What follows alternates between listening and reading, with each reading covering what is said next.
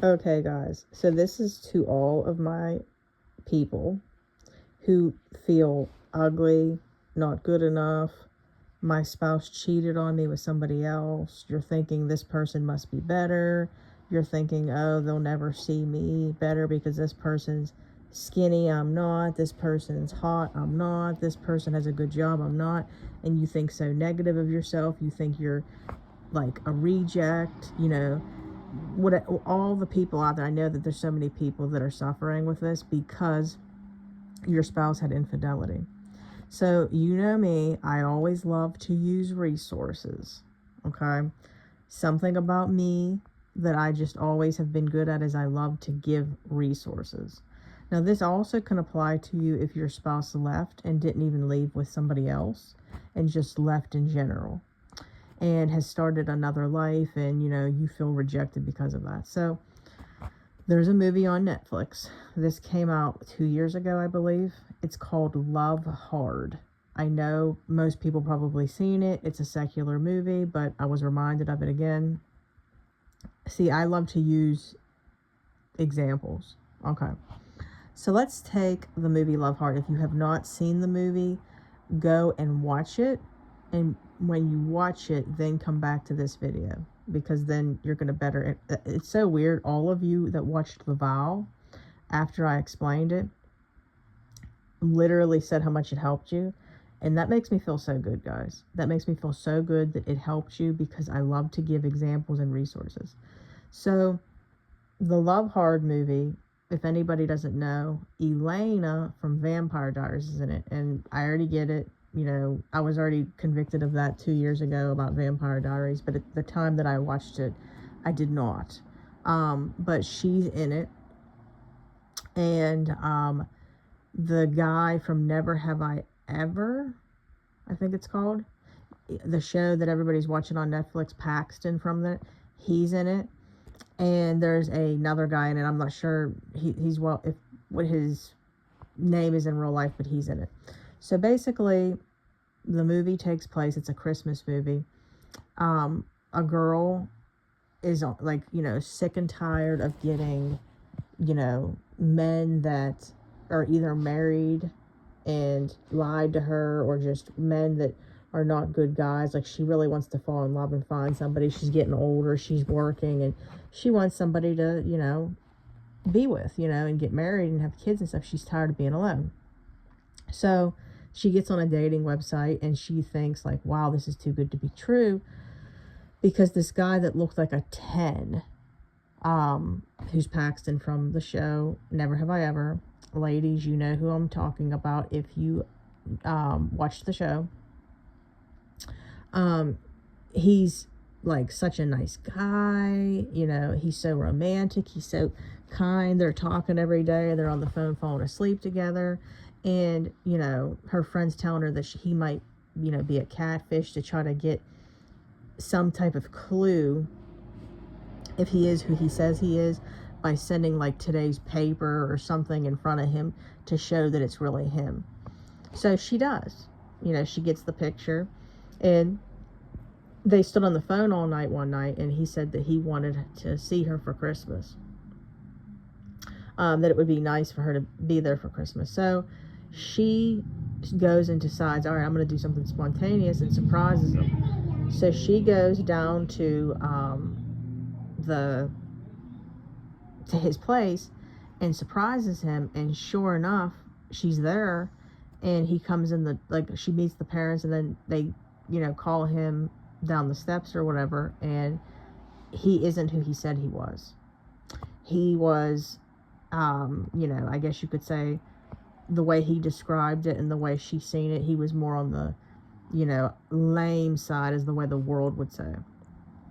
And he was lying about who he was, because he wanted acceptance and wanted somebody to like him, because he wasn't used to getting attention from girls. He was a reject in the world's eyes. So she's mad, of course, furious, and she basically, runs off. He goes and he's like trying to explain himself why he did it, all that different stuff. And she goes and says she was going to leave, and she ends up running into the real life guy that looked like Paxton that portrayed to be this kid. So if you've watched the movie, you get what I'm talking about. So then he makes an agreement with her that if she stays and pretends to be his girlfriend to make his family and his friends who picked on him, that didn't see his worth and value, that he was best friends with that guy, that he would hook them up together. Okay, so they tried to show you that she makes the deal. She pretends to be his girlfriend because his brother was picking on him. You know, everybody like looked at him as like a nerd and he was lame. So she's staying and she's doing her end of the bargain, and then he's doing his, trying to hook her up with this kid. So she starts to see that the guy that he was going to hook her up with wasn't who she thought he was. You know, like, he was good looking, of course, but she starts noticing she has chemistry with the other one. She wasn't attracted to him at first, but there started to be some chemistry that was built over time. And then with the other guy she starts dating while she's there really isn't any chemistry. There isn't anything that they really have in common. All there was in the beginning was attraction. That's why you have to understand, guys, looks only last so long. Hot sex only lasts so long. Limerence, you know, only lasts so long. So you need to understand all of that's going to, like, end eventually. Okay, what's inside is what matters. So she ends up realizing that she, you know, has feelings for the one that in everybody else's eyes was lame. And they end up together. So basically what I'm saying here, guys, is you have to understand that limerence, you know, hot attraction, you know, sexual lust and perversion and all that different stuff is only going to last so long. A girl with boob implants, you know, is only going to look hot for so long. You know, people that like are dressing promiscuous with, you know, their tattoos and their body all sticking out, it's only going to be hot for so long. What's inside is what matters, because when we get old, when we lose our appearance, it, you know, what is inside is what's going to matter. What's inside. Take a good look at your grandparents if they're still living. I mean, be honest with yourself, okay? Don't older people really all relatively look the same? I mean, you could take care of yourself, obviously, but they all relatively look the same. To us, especially. We think that we're not going to end up that if we live.